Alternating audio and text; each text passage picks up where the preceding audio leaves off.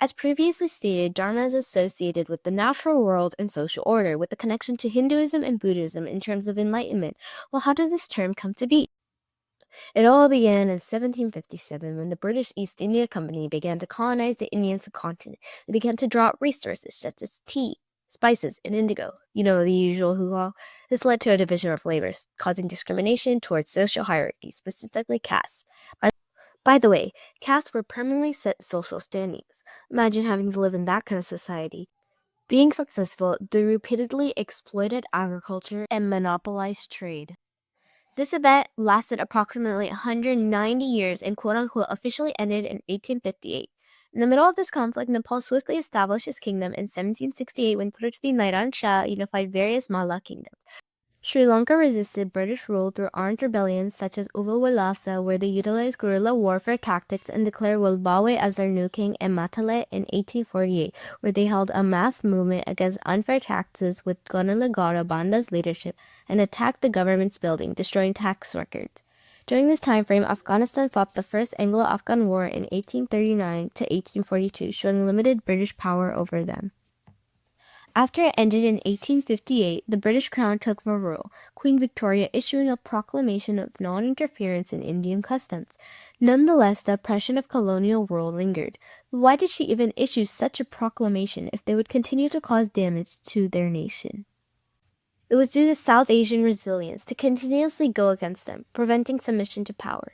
In 1857, the Sepoy Rebellion arose against the British East India Company as they refused to use the provided cartilage, holding a march to Delhi to declare Emperor Bahadur Shah II as their leader, and spread the uprising to northern India for support. The British responded with brutal force, employing their superior military power to suppress the rebellion, but it dissolved due to their inability to maintain control. This caused the British kingdom to take a different direction.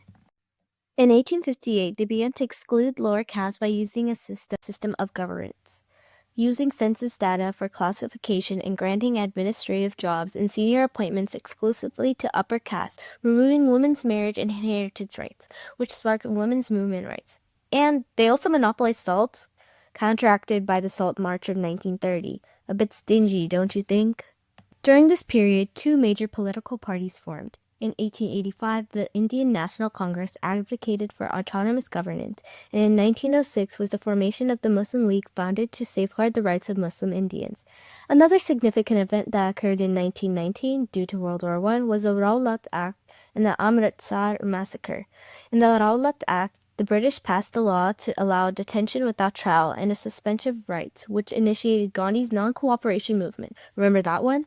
Employing non-violent resistance and the intention to achieve self-rule. The Amritsar massacre was where British troops opened fire on a crowd gathered at Amritsar, killing hundreds and igniting an anti-British sentiment and solidifying public anger against colonial rule. It was during that time that Afghanistan declared independence from the British Empire through the Third Anglo-Afghan War by invading British India with intense conflict and the Treaty of Rawalpindi, granting full control and independence over its foreign control.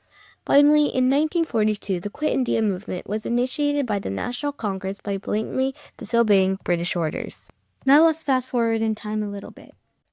We can still see Dharma in action today during contemporary times against government corruption and gender inequality through our biggest tool, the media.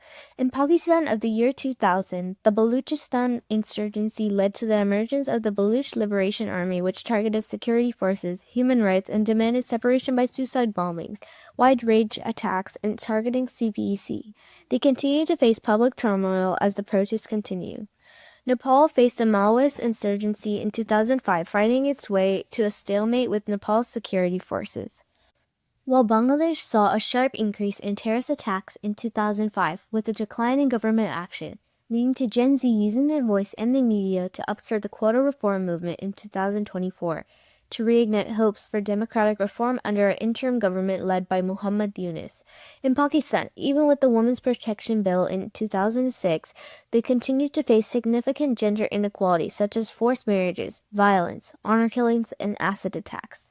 They are actively fighting for equality through grassroots movements, legal reforms, political activism, and the most recent being the Aurat March, led on International Women's Day to end violence and advocate for healthcare and economic justice.